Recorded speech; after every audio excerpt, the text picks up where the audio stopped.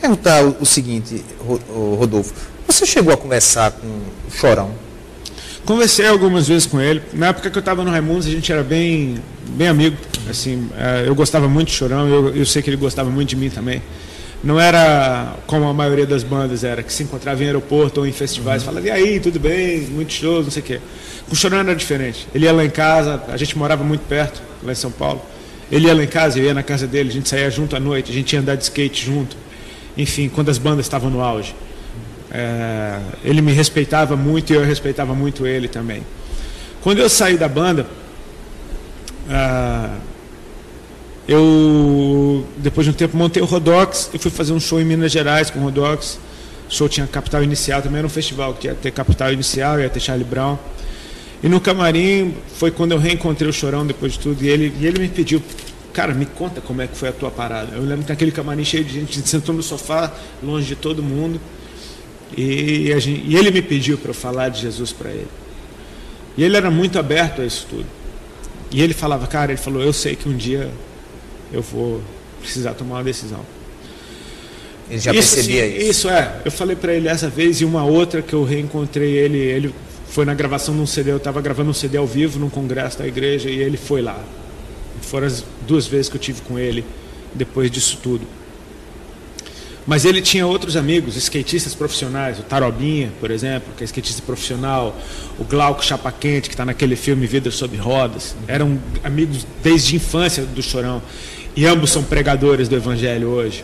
Eles não deixaram de ser skatistas, eles são pregadores da palavra. Esses caras viviam com ele o tempo todo, sabe, pregando, orando por ele. Ou seja, tinha muita gente perto dele, amando esse cara e levando a palavra. Ele era um cara que eu tinha certeza que um dia ele vinha para Cristo. E infelizmente a vida dele foi ceifada antes disso, sabe? É com muita tristeza, sabe, que a gente perdeu essa batalha. A gente perdeu essa batalha porque esse era um cara que tinha um coração tocável, mas as coisas desse mundo sufocaram, sabe? Sufocaram a palavra que ele recebeu. Assim, só para concluir. Fica à vontade. Muitas pessoas me perguntaram, você não vai fazer algum tributo ao Chorão? Eu acho hipócrita homenagear alguém que não está aqui para receber essa homenagem. Eu prefiro homenagear uma pessoa viva, que ela possa receber a honra. Eu creio que uma maneira de honrar a memória dele é continuar pregando para os fãs dele o que eu preguei para ele um dia, e dando a esses caras a oportunidade de escolherem o que ele não escolheu. Eu acho que é a melhor homenagem que eu posso fazer para ele. Nesse momento que você disse que ele pediu para você pregar nele, o que foi que você falou, você lembra? Eu contei o que eu estou contando para vocês. Eu contei, eu tinha 1 ou 2 anos que eu tinha aceitado Jesus. E Eu qual só foi a contei reação das minhas dele? experiências. Ele ficava assim, uau, ouvindo, com a mão na boca, daquele jeitão dele, tipo assim, ouvindo, absorvendo tudo. E ele falava, cara, que é isso? E de forma alguma ele estava me julgando, ou tipo, tá, porque senão ele nem pedia, sabe? Ele acreditava que aquilo podia acontecer ele estava com falando, ele. cara, como é? Porque a parada na cabeça dele, eu creio que era, como é que você largou tudo isso, cara? Ele amava tudo isso, ele amava a fama, ele amava ser o Chorão, ele amava ser o cara, ele era um cara que ele gostava muito de estar nesse lugar. E ele olhava para mim que tinha tudo isso antes dele. Eu me lembro que uma vez eu fui tocar num festival e um cara me deu uma fita demo, aqui minha banda, não sei o quê. Era o Charlie Brown, era o Chorão lá, olha aqui minha fita, sabe, tipo assim, ele olhava para mim e pensava, cara, eu quero chegar num dia no lugar que esse cara chegou, e ele chegou, e a gente andou junto, e de repente eu largo tudo. Ele queria saber o que aconteceu para você largar tudo isso, sabe, ele não era bobo, ele sabe, cara, alguma coisa aconteceu com esse cara. Tem até uma pergunta de Rodrigo Costa aqui, se você saberia dizer realmente o fato que aconteceu com o Chorão, mas eu acho que é basicamente isso que você Foi a falou. verdade, né, cara? Ele estava realmente exagerando, né? O corpo humano não aguenta, velho. As pessoas precisam se tocar, meu irmão. Cocaína é veneno. Numa dose pequena, ela dá um barato. Numa dose um pouquinho maior, ela mata. É veneno. O corpo não aguenta. As pessoas se matam pela fama e pelo dinheiro? Cara, as pessoas fazem coisas piores, né? Elas, assim, se matam inconscientemente. Elas matam outras pela fama e pelo dinheiro.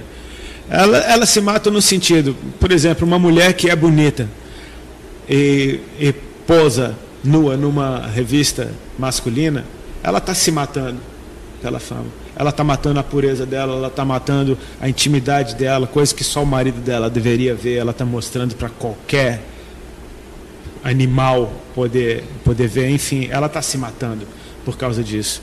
Eu creio que uma pessoa que se expõe como se expõe nesses reality shows, só para aparecer, você está mostrando, cara, o que você tem de pior na frente de todo mundo, só para ganhar um dinheiro ali no final e ficar conhecido. Você está se matando por causa de fama. Uma pessoa que toca o tipo de música que não gosta, mas só porque isso dá dinheiro, como é o caso hoje em dia dessa febre de sertanejo universitário.